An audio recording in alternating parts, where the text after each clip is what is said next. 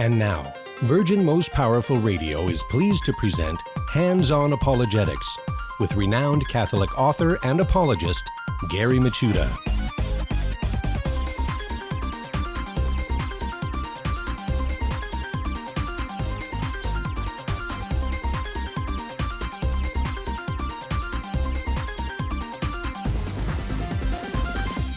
Welcome, everybody. Hands-On Apologetics. You have entered into Virgin Most Powerful's Apologetics Dojo. It's great to be with you today.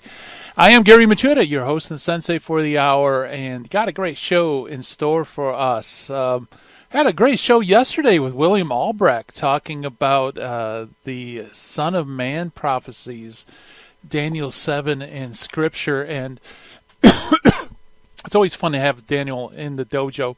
Or excuse me, William in the dojo, and Daniel too, because that's a fascinating subject.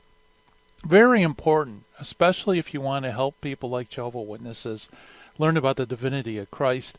And, and William, of course, is a veteran of a podcast ministry known as Reason and Theology. And today's guest is also a co-host also on Reason and Theology. We're going to talk about something equally as fascinating, and that is reunion attempts between Catholics and Orthodox. And to help us do that, we're going to have Erick Ybarra come on the show. Erick, as you know, is an expert in all things papal. I mean, he himself is a convert to the Catholic faith from Anglicanism and really has studied the issue of papal doctrine very much in depth, especially with historical evidence. And so last time he was on the show, we talked about the reunion attempts from the Council of Lyon to the Council of Florence. And, it's always bittersweet because we're so close together in terms of doctrine. We're so close in terms of even these reunion attempts. And yet, it just doesn't seem to be in God's will, at least not at that point. Well, anyway, he's going to be coming on the other side of the break. We're going to talk about other reunion attempts between Catholics and Orthodox from the Council of Florence until today. So that's going to be cool. It's just a bunch of Catholic history that I think a lot of Catholics are completely unaware of, and really we should be aware of, because, this is of all the people who are not in communion with Rome, the Orthodox certainly are the closest to us in terms of doctrine. And I think every Catholic, deep down in their heart, wishes for a union.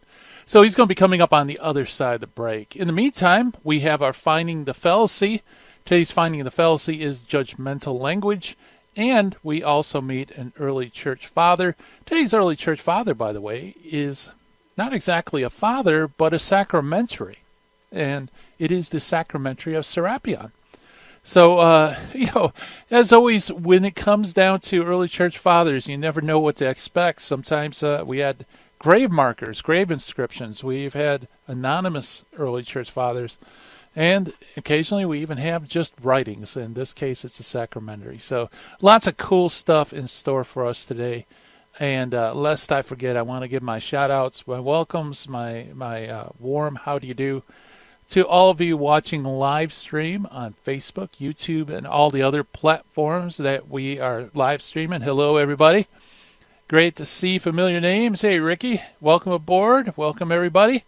There on YouTube. And by the way, if you're watching live stream, whenever I turn this direction, this is the social media section of the dojo. So welcome, everybody. Also want to welcome all of you who can't see me because you're listening to me on radio around the country. Or perhaps you're listening via a podcast. So I don't know. Maybe you could see me. Maybe you can't. Depends on whether you're tuned into YouTube or Facebook or something like that, or just listening audio. So anyway, welcome aboard, everyone from everywhere. And it's great to have you with us. If you have any questions for Erick, you can always give us a call at 888-526-2151. It is 888-526-2151. By the way, you can access us. Maybe you won't be able to catch the entire show with Erick, but you'd love to hear it. You can check it out either on your handy-dandy phone app, or you can access it through our flagship website, which is virtualmostpowerfulradio.org. virginmostpowerfulradio.org, all one word, and go to our shows, scroll down Hands on Apologetics or any other show, and bam, you have all our shows that you can share with people and, do our apologetics in place, right, folks? Tell people about it. And if you haven't subscribed, please do if you enjoy the programs, because subscriptions help us to become more visible, and becoming more visible helps us to spread the word. So, it doesn't cost anything, just a click of your mouse. And we certainly appreciate it here at Virgin Most Powerful Radio. Let's see. Anything else? No, I can't think of anything off the top of my head. So why don't we jump into our Finding the Fallacy? Every episode, as you veterans know, we go through an informal fallacy just to become aware of it, to help us sharpen our critical thinking skills. Today's Finding the Fallacy, like I said, is judgmental language. It's also known as prejudicial language.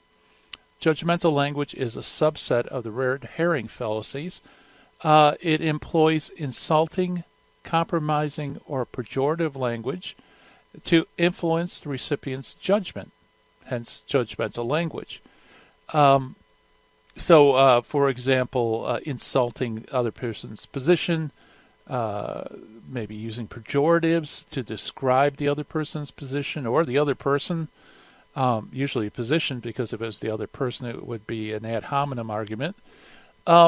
This is used to prejudice the audience, to make them more inclined not to believe the opposition's position and to focus on whatever position's being given. So judgmental language, I think also, it fits with loaded language, and I think you can also sneak in conclusions using judgmental language, and this isn't included in the definition, but I've seen it a lot. For example, in debate, sometimes you will hear somebody characterize the Catholic and Protestant position as a human-centered religion versus a God-centered religion. And they'll just throw that in. And that, I believe, is this judgmental language, because that's really a position you need to argue. That's a subject of debate. It's not something you just throw into a debate as, just as if it's a foregone conclusion or fact. So that is our fallacy for today, the fallacy of judgmental language. And let's go, without further ado, to our Meet the Early Church Father for today. And today's Meet the Early Church Father is a sacramentary of all things. It is the sacramentary of Serapion, which was written sometime around AD 350. Serapion was a bishop in Egypt, was previously mentioned, by the way, in some of our other episodes, in connection with the letters he addressed that were addressed to him in the year 360 by Athanasius of Alexandria. The 11th century manuscript discovered at St. Athos constitutes a unique example of what's known as the Euclonion, or the sacramentary or missal, ascribed to Serapion. This particular work is in Greek. It consists of some 30 prayers. It is certainly of Egyptian origin and dates from around the year 350 AD. In an earlier date is preferred to the later one, by the way. Of the 30 prayers, the first and the 15th are ascribed specifically in their headings to Serapion. The rest, in view of their style and content, most certainly is by the same author. 18 of the 30 letters are of a Eucharistic character. 7 concern baptism and confirmation. 3 are for ordinations. 1 is for the blessing of holy oils, and 1 for funeral. An appended letter concerning the Father and the Son is not Serapion's style, as witnessed by this work and by his treatise against the Manichaeans. The letter is somewhat a clumsy defense of the Nicene doctrine. The liturgy, or the Mass represented by the sacramentary, has much in common with the so-called liturgy of St. Mark, but it also exhibits numerous peculiarities attributed to Serapion. A prayer for the union of the Church, drawn from the Didache 9:4, is interposed between the consecrated and that of the wine. And there's an apoklesis calling down the logos upon the species, and there seems in all to be no inconsiderable influence of Gnosticism upon the liturgy. And I have a little snippet, though, because, although there are certain difficulties with this particular liturgy, nevertheless, it does witness to their ancient faith in terms of the Eucharistic sacrifice. So I want to be able to read just a little bit from it before the music comes up. It says, quote, "Assisting you are the two most honorable six-winged seraphim, with two wings covering their face and two their feet, and flying with two. And while they cry, holy, accept therewith our hallowing too, as we say, holy, holy, holy Lord Sabaoth. Heaven and earth are full of your glory. Heaven is full, and full is the earth with your magnificent glory, Lord of virtues. Full also is this sacrifice with your strength and your communion. For to you we offer this living sacrifice, this unbloody oblation. To you we offer this bread, the likeness of the body of the only begotten. This bread is the likeness of his holy body, because our Lord Jesus Christ, on the night in which he was betrayed, took bread and broke it and gave it, saying, Take, eat this. This is my body, which is given for you, for the remission of your sins. On this account, too, we offer the bread to bring ourselves into likeness with his death, as we pray, reconcile us all, O God of truth, and be gracious to us. For just as this bread is scattered over the mountains, and then collected and made one, so too are gathered your holy church from every nation, every country, every city and village and house, to make it one living Catholic Church. Unquote. And that's the Sacramental of Serapion. We'll be right back.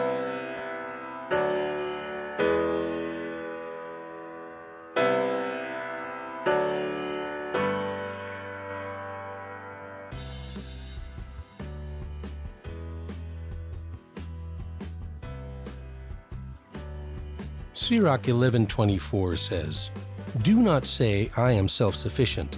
What harm can come to me now?" According to St. Catherine of Siena, presumption is like vermin burrowing at the root of the tree of our soul. If we do not uproot it with great care and humility, it will eventually destroy the soul.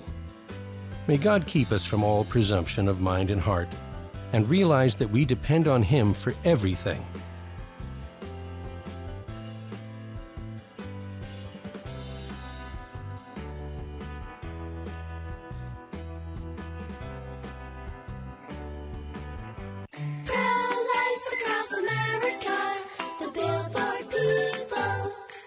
Did you know my mom's gonna have a baby?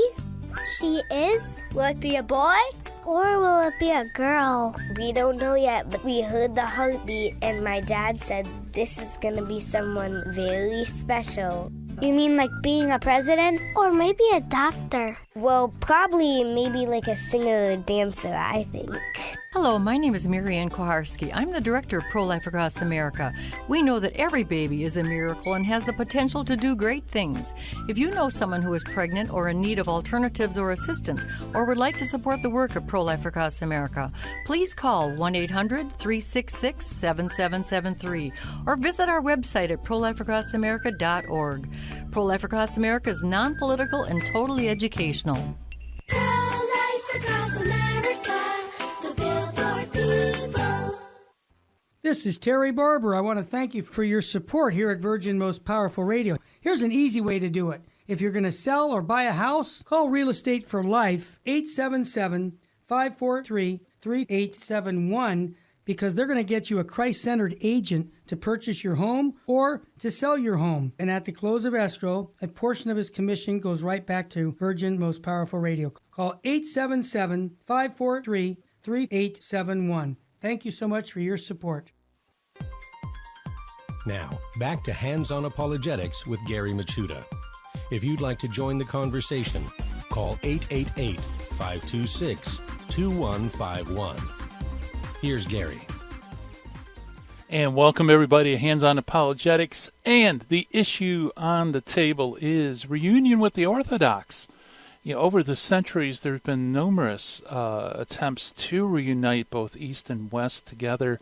We're so close in many respects in terms of doctrine, and yet, it's almost like a bridge too far. It seems that every attempt comes close, but it just doesn't seem to hold together. And to help us talk about reunion attempts, we have our good friend Erick Ybarra. Last time he was on the show, we talked about reunion attempts from the Council of Lyon to the Council of Florence. And today we're going to take it from Florence to the modern day attempts. And as you know, Erick is he's a busy guy. He's a convert to the Catholic faith. He runs an excellent blog, which I highly recommend. It is erickybarra.org. He's also a co-host on the remarkably popular and insightful webcast Reason and Theology with William Albrecht, who we had on yesterday, and our good friend Michael Lofton, who he'll be coming on in October. And so it's always fun to have the dynamic trio in the studio. So Erick Ybarra, welcome to Hands On Apologetics. Oh, Gary, thank you so much for the kind words and the introduction. I'm so blessed and privileged to be here again. Oh, yeah. Well, hey, the blessing is all ours. And Lord knows you have done so much work just diving into the history of not only the papacy, but also relationships between the East and the West. And that comes really from your Anglican background, right? Yeah, that certainly comes from my Anglican odyssey, I call it.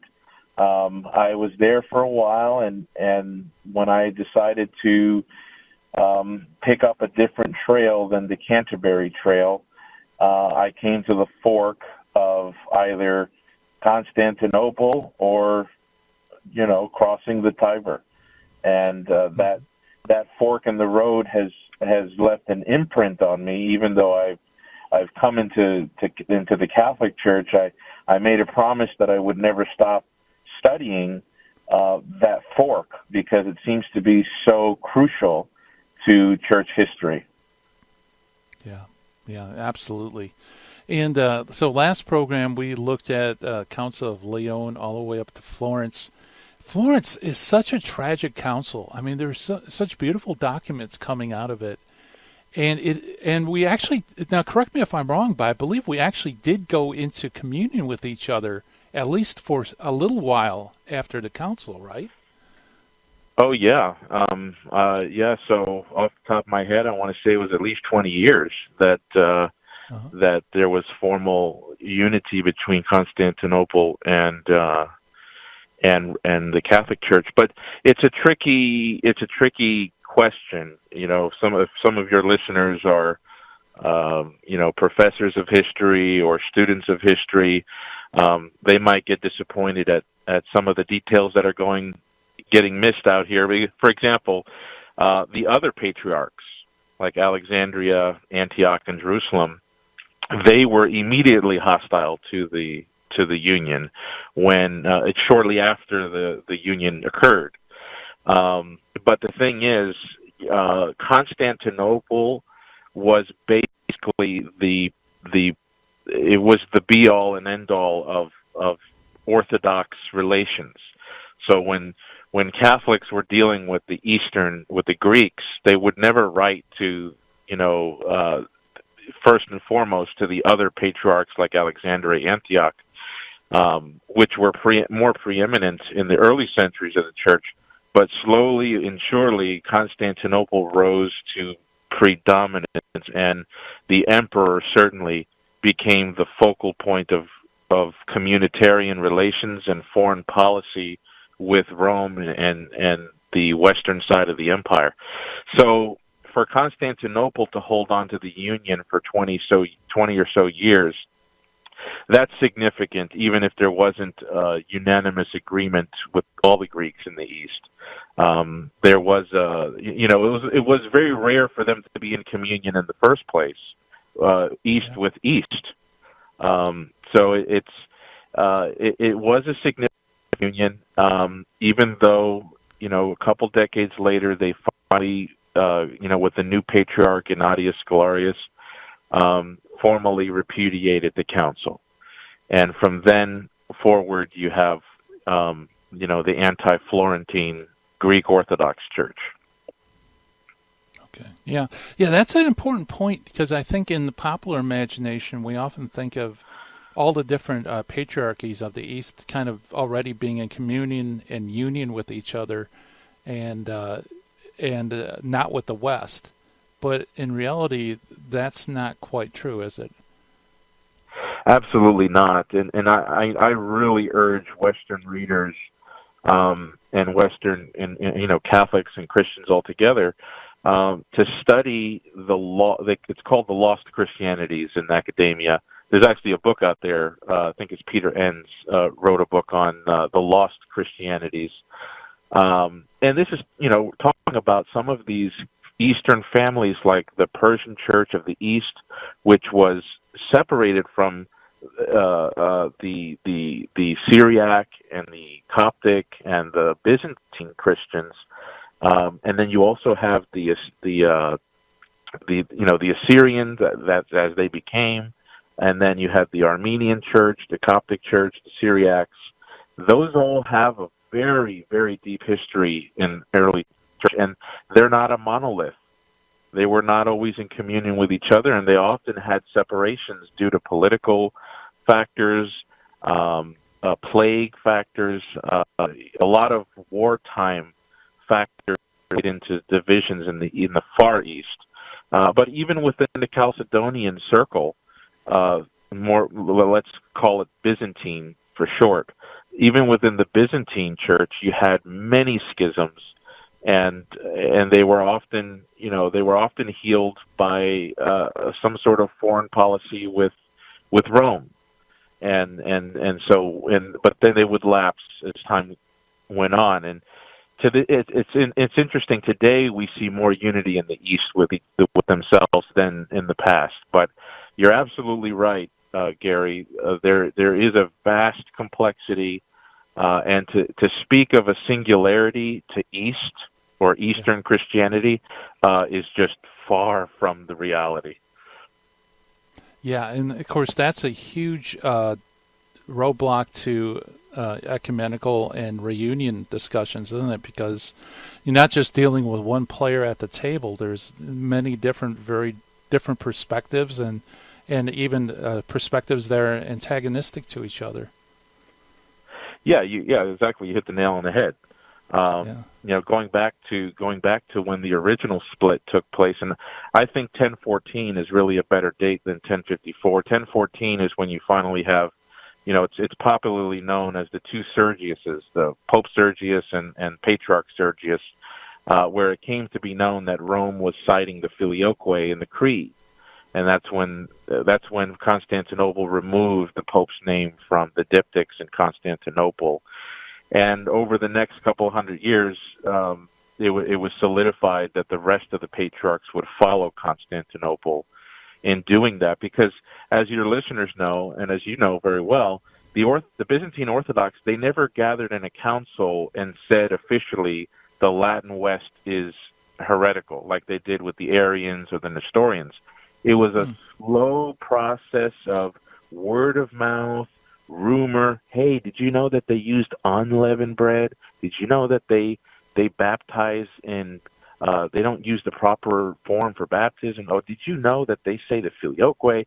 And slowly but surely, as relations in the East would continue, they just sort of dropped the Pope's name from the diptychs, and that's how that's really the material process. It was never like a conciliar judgment. The Latin West is wrong. Yeah. Yeah, when they, who was it, with Florence, when they repudiated Florence. Yes. But so that was a formal repudiation, was it not? Or was it only formal? Okay. Yeah, well, I would say maybe there was two. There was 1285, which was a smaller synod in Constantinople, led by Patriarch Gregory of Cyprus.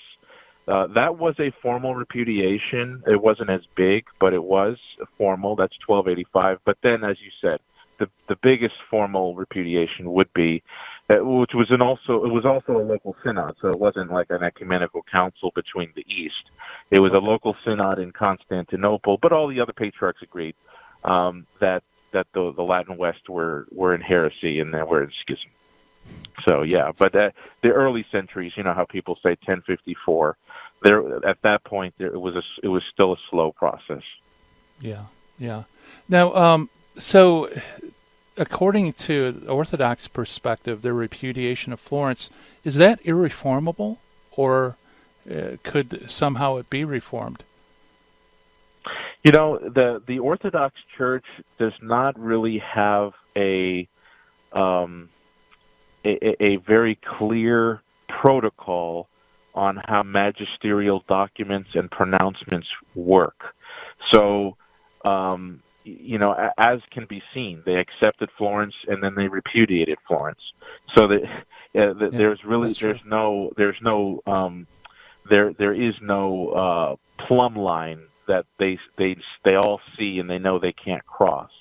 However, it's generally held that what eventually gets absorbed into the consciousness of the Orthodox Church over time, you know, when you have something that's accepted for 100 years, 200 years, and it kind of fills the space of the Orthodox Church, then it starts to bear the mark of irreformability.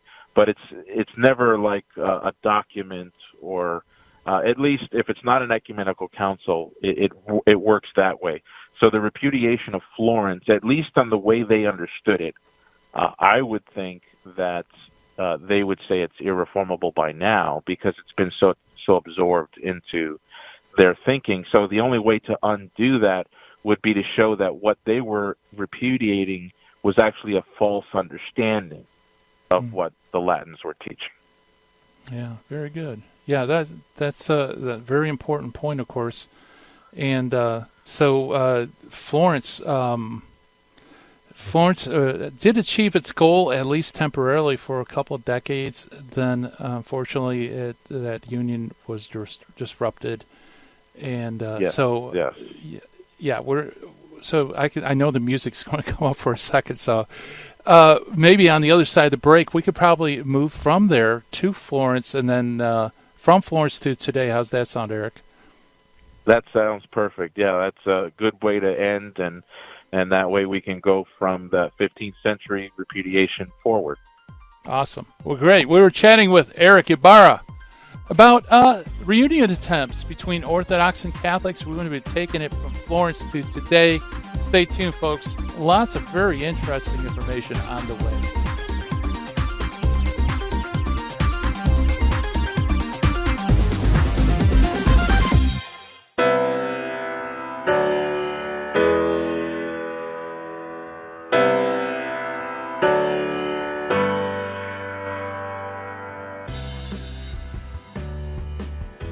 If you shop on Amazon.com, there's an easy way to support Virgin Most Powerful Radio. Just visit smile.amazon.com and type in Catholic Resource Center under the desired charity. Now, when you log into your Amazon account and purchase products, a portion of it will automatically go to support Virgin Most Powerful Radio at no cost to you. Thanks in advance for supporting CRC and VMPR, and may God richly bless you and your family.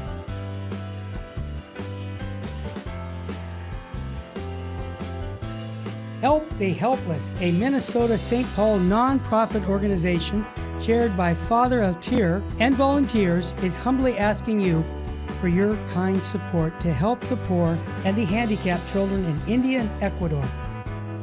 Through financial support from the Help of the Helpless benefactors, the children are provided with clothing, food, education, shelter, and the teachings of the Catholic Church. The mission is to help children thrive and become self-sufficient young adults leading productive lives.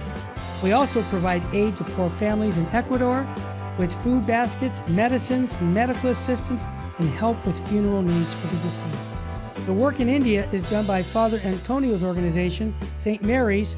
In Ecuador, the work is being done by the Servant Sisters of the Home of Mother. You can call us at 877-762-8857. To learn more, please visit our website, www.helpthehelpless.org. God bless you.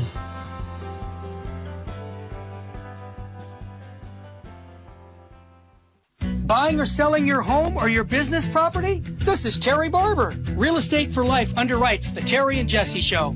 And they can connect you to one of 900 pro-life real estate agents around the world. And when they receive their referral fee, they will give 80% of it to a pro-life organization. Wow! That's 80%! realestateforlife.org, 877-LIFE-US1. This is Jesse Romero. You're listening to Hands-On Apologetics with Gary Machuda on Virgin Most Powerful Radio. And welcome back, everybody. We're chatting with Master Apologist Erick Ybarra, and let me give his website again because he's got some great articles. It's erickybarra.org, and of course, he's a host or a co-host on ReasonandTheology.com. We're talking about reunion between Orthodox and Catholics from Florence to today. So, Eric, what kind of notes do you have from Florence? What's your assessment of it? Yeah, Florence was I think it was obviously a tragedy in the aftermath, but I think that it was such a good council where there was an official definition of the doctrine of purgatory that was very ecumenical in my reading. The papal primacy that was traditionally codified. That was very clear for the Orthodox, and they accepted it then. The doctrine of the filioque, which was really the bright and morning star of the whole convocation, that was such a breakthrough to see. A lot of the Greek theologians like Bessarion of Nicaea, he was an archbishop. Isidore of Kiev, he was a Russian archmetropolitan that came with a delegation from the north. And then even Gennadius Scholarius, who later became the Patriarch of Constantinople, who repudiated the union. When he was at the council, he was compelled by the forceful arguments of the Latin theologians. And I think that a lot of headway was made, theologically speaking. And I think it would serve as a very clear basis for future relations with the Orthodox. So now they're not wondering what we believe on these things. The Eastern Orthodox, that's one thing they don't have to worry about, is what does the Catholic Church believe, and will there be a dispute between the Bishop of Ravenna or the Bishop of Milan or the Archbishop of the UK if we come into union, because it's all really codified there in our council. So I think that it was a success in that way, but obviously, as we said before, it was a tragedy because of this is the issue with the Greeks, and I think you pointed this out as well in the first segment, that they don't have a singular voice. They have a chorus of voices. And so when the orchestrator or the composer, as long as he has cooperation, things are going well. But as soon as voices on the left and voices on the right are out of sync, then it's time out, and we don't know what the chorus is going to do. So there was always a pro-unionist camp, and then an anti-unionist camp. And it seems in both cases of Lyon and Florence, the anti-unionist camp came out with the victory.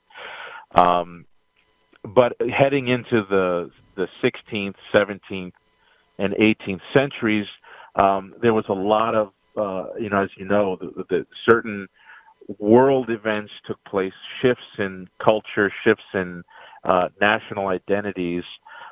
You obviously have the Ottoman Empire taking over Constantinople and renaming it Turkey, and so that kind of moved a lot of the Orthodox north into the Balkans, and then Russia. You had a massive expansion with Moscow and the Moscow power. You have, it's an exhilarating history. I think it's just fascinating. But in any case, when we get to the 20th century, you have the Bolshevik Revolution. You've got, once the Ottoman Turk liberation happens, the Orthodox Church has an emigration or a diaspora, where Orthodox are moving into the new lands, the New World. Many came through through Russia to Alaska, and there was an Alaskan mission. And you had, several missionary camps in California, and, there's monuments there to this day from that kind of expansion. But then you also have, on the eastern coast, Orthodox coming in. This opened up a new era, I think, of curiosity between the East and the West, and it wasn't until the 20th century where Pope Paul VI and Patriarch Athenagoras actually met together in Jerusalem. It was the first time in 500 years that the Pope of Rome met with the Patriarch of Constantinople, who, is the first of the patriarchs for the Byzantine Orthodox. And what a monumental turning point that was, because they lifted the excommunications between Constantinople and Rome, which was more a symbolic gesture than it was a canonical one. Right. But it was actually the first symbol that maybe there is a way to reinvigorate our discussion in the form of dialogue. And so that kind of opens up the new chapter of where we're at. Yeah. What was do you know what the impetus was for that, for Pope Pius VI, or excuse me, Pope Paul VI, to make this gesture? Well, I mean, it really starts with his predecessor, John the 23rd, who he had his mind set on, just trying to get the Catholic Church to change its modus operandi in how it reaches out to the modern situation of the world. And certainly the Eastern Orthodox have always been heavy on the laps of the popes. They're going back to Pope Pius IX, Pope Pius X, and the 11th, Pope Pius XII. They were all, burdened by the Eastern separation. So that filled in John the 23rd. And there was some communications with patriarchal representatives with John the 23rd. And Paul VI picked that up because he came into office afterwards. And the idea was, there's been a lot of hate, there's been a lot of animosity, there's been a lot of confusion and disagreement. But if we're ever going to reunite the East and the West, it's going to have to be done in steps. And the first step would be to kind of clean away some of the unnecessary tensions. And they found out that removing that monumental excommunication that took place with Michael Carolarius and Cardinal Humbert in 1054 would go very far as a symbolic gesture that East and West they're willing to come into the same room and sit down and recognize that there is something to talk about. Yeah, very good. Yeah, we often forget, and it's so weird because it's recent history, how devastating World War II was, and then you had the Cold War, and that really also shakes up, world alliances and things like that, and you have communism's battle with the Vatican, and so, there's this need to forge alliances, or at least, bring back reunion just against a common enemy. Yeah, absolutely, and that's right. I think you're right. That really was, the stage setter. I think was the world is becoming more and more less firm on Christianity and even religion altogether. and there's a creeping grim reaper of ideologies that are anti-God and government policies which are destructive to the human race as a whole.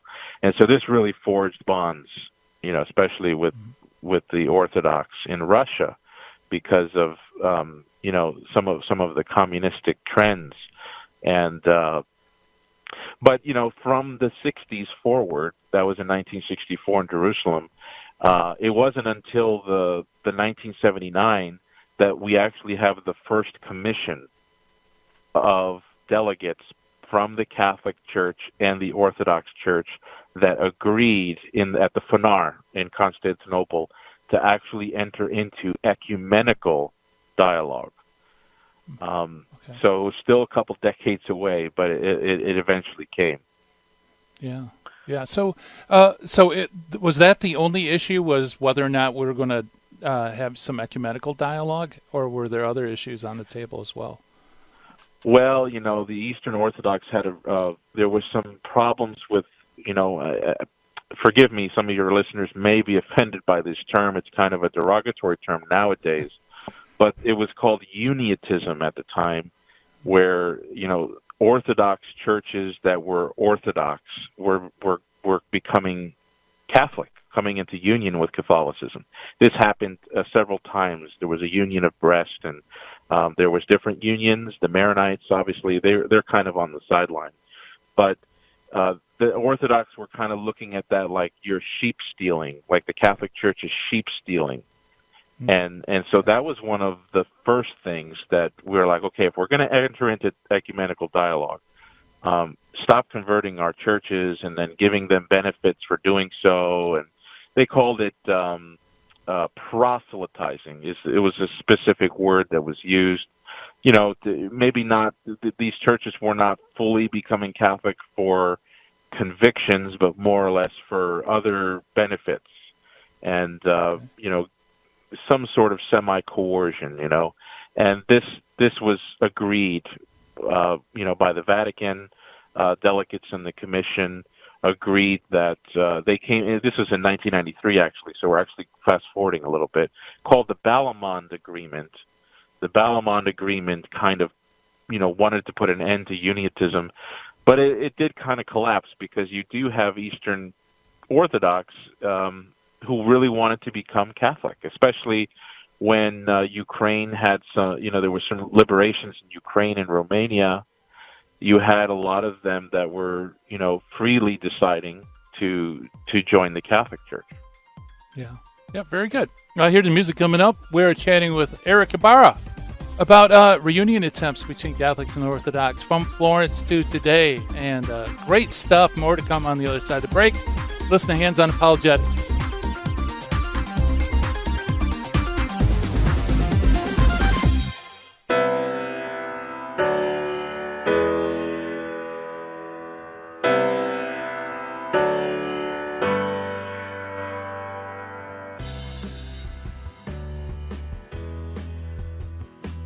Hi, this is Jesse Romero from the Terry and Jesse Show, also from Jesus 911.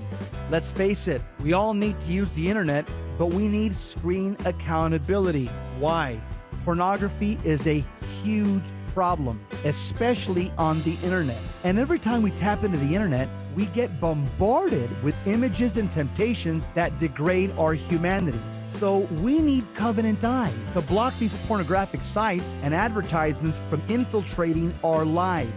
Covenant Eyes helps us take custody of our eyes and custody of our intellect. So I recommend you go to covenanteyes.com and type in the promo code VMPR to support the network. Protect yourself and your family from the imminent threats on the internet.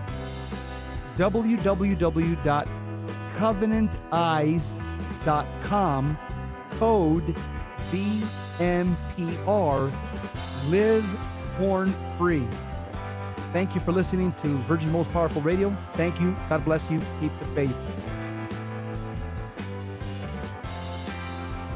Jesus said in Luke 17, "When you have done all that you were ordered to do, say, 'We are unprofitable servants. We have only done our duty.'" According to St. John of the Cross, God is pleased with the little deeds we do in secret. He takes more pleasure in these than in a multitude of grand works that we may do out of the desire to be seen by others. May God help us to do the things that please Him, and not just to appear great in the eyes of others.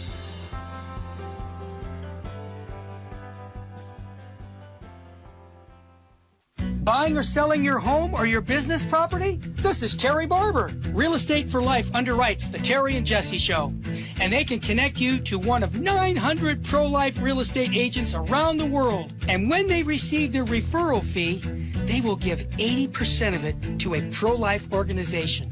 Wow, that's 80%. realestateforlife.org, 877-LIFE-US1. Now, back to Hands-On Apologetics with Gary Machuda. If you'd like to join the conversation, call 888-526-2151. Here's Gary. And welcome back, everybody. We're chatting with Erick Ybarra about reunion attempts between Catholics and Orthodox from Florence to today. Very fascinating discussion. And you mentioned in 1979 you have this agreement to enter into ecumenical dialogue with the East. I imagine, Erick, that's probably the fruit of Paul VI, because if I remember correctly, that's the year we had JP2 and JP1. Yeah, so Paul VI definitely laid the groundwork, and then I do think, though, that most of the energy was due to St. John Paul II. He published his Orientalian Lumen, the Light of the East, and the Ut Unum Sint, which was Let Them All Be One, which was specifically aimed at the East. And so, during that process, the Eastern Orthodox were compelled to enter into certain commissions for dialogue. Yeah. And a number of statements came into being. 1982, there was the Munich statement, and then there was a further meeting in the Valamo Monastery in Finland in 1988, and then, as I mentioned before, the Balamond Agreement. A lot of the topics were general. What is baptism? What is the priesthood? What's the nature of the epiclesis, Christ and the Holy Spirit in the liturgy? A lot of things that were probably more candy-eating time for Catholics and Orthodox, because there's so much agreement on those issues, But really, it came down to is the office of the papacy. And that's really where things are kind of now, where everything is kind of on the papacy.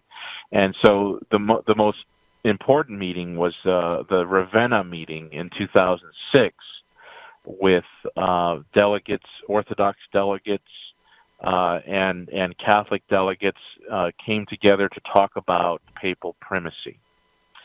And the reason why that meeting is so important is because the Orthodox finally were able to agree in codified form that there's 3 levels of primacy.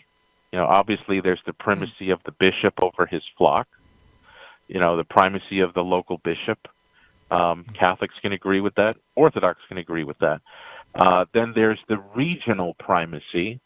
Archbishops, metropolitans, patriarchs, Catholics can agree with that. Orthodox can agree with that. But really, it's the note is on this third kind of primacy, the universal primacy, and what does that look like? And here's where there was, like we were talking about that chorus of voices where some will go out of sync. Well, when it comes to local primacy, the Catholics and the Orthodox were all singing one in the choir, And then when it came to regional primacy, everybody's singing one in the choir.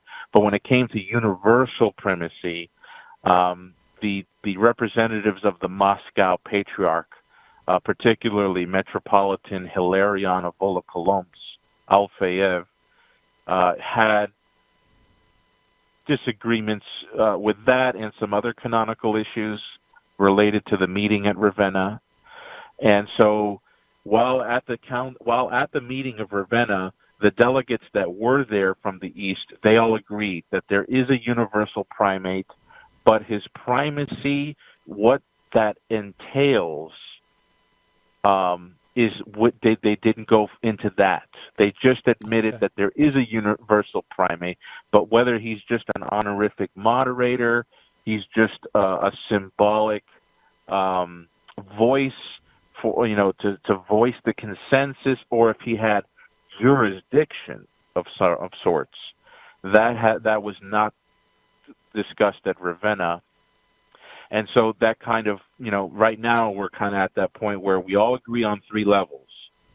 We all agree that the bishop has jurisdiction over his local church. We all agree that the archbishop has jurisdiction of sorts over his region.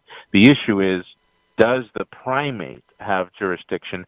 And most of the Orthodox world is willing to say yes, because the Bishop of Constantinople has jurisdiction over the patriarchs of the other autocephalous churches, but it's very conditioned. It's conditioned, so it's not immediate. It's not ordinary. It's not direct. It's canonically conditioned. There's steps. There's a hierarchical process. He doesn't have permission to just activate his primacy. Whereas in the Catholic Church, we hold that the Pope has direct, ordinary, and universal jurisdiction. And so that's really the major difference right now in terms of prima facie doctrine. But Russia, which is the largest segment of the Orthodox Church, they're really not on board with that at all. They really think that the universal primate is just an honorific position. There's, it's much more symbolic than it is functional. Okay. So, that's, and then they met again in Chieti. I don't know if we have a lot of time to go into this, but in 2016, the Chieti meeting is the last meeting we've had. And at this meeting, I think is far more disappointing because the Catholics were not very clear. The Catholic side wanted to give way. Like, the universal primate, you guys agree with that, but he's going to have less jurisdiction than the Catholics have always said that he would, and that kind of left things in suspense. That's obviously not a magisterial meeting at Chieti in 2016, but I don't think the ball was moved forward on the field. It kind of was like pretending it is, but it really isn't. So we're still at that issue of papal primacy, what's the nature of primacy, and whether that could be worked out. I agree with you that the bridge it's just a little too far. I really hope we do reunite, but it does look like it's coming down to these very firm, settled differences. And we'll see what the Lord does. Yeah, so it's not an equal playing field in terms of orthodoxies. So like Russian, like you said, it's just purely honorific. Other ones would give some sort of authoritative power, but nothing to the extent that what Rome would claim for herself. Is that correct? Yeah, that's correct. And Russia is a powerful voice because now you have a major split between Moscow and Constantinople, and that's really splitting orthodoxy right now, and it's centering on this issue of primacy because the Constantinopolitan Patriarch is claiming to have certain sacred rights that Moscow doesn't believe that he has. So they're having their own in-house debate over what primacy and jurisdiction means. And of course, how in the world are you going to be able to forge a union with Catholicism if you're at the point where you still don't know what it means within your own sphere? That does make for very big complications. Yeah, very good point. Okay, well, hey, let's, from your armchair, Erick Ybarra, where do you think the next step should go? There's these rumors about a Council of Nicaea meeting in the future and things like that. Yeah. What's the path from here? Well, I think I think the way the Vatican sees it is the ball is in the court of the patriarchs of the East, because this new introduction of a split between Moscow and Constantinople, it's not the only split either. Antioch and Jerusalem, those churches are not in formal communion right now either. And now you have Alexandria and the churches of Greece and Cyprus supporting the Patriarch of Constantinople, and then you've got others that are deciding to remain neutral, and then you've got other churches that are supporting Moscow in the debate. So we really need to see how that, if it melts or if it solidifies. If it solidifies, we've got a big problem, because I don't know what a council in Nicaea would do if it's missing so many half of the East is there, the other half is not. That could be a problem, because the way Moscow is going right now, they've officially they've taken Constantinople off of their diptychs and divine service. They don't recite his name.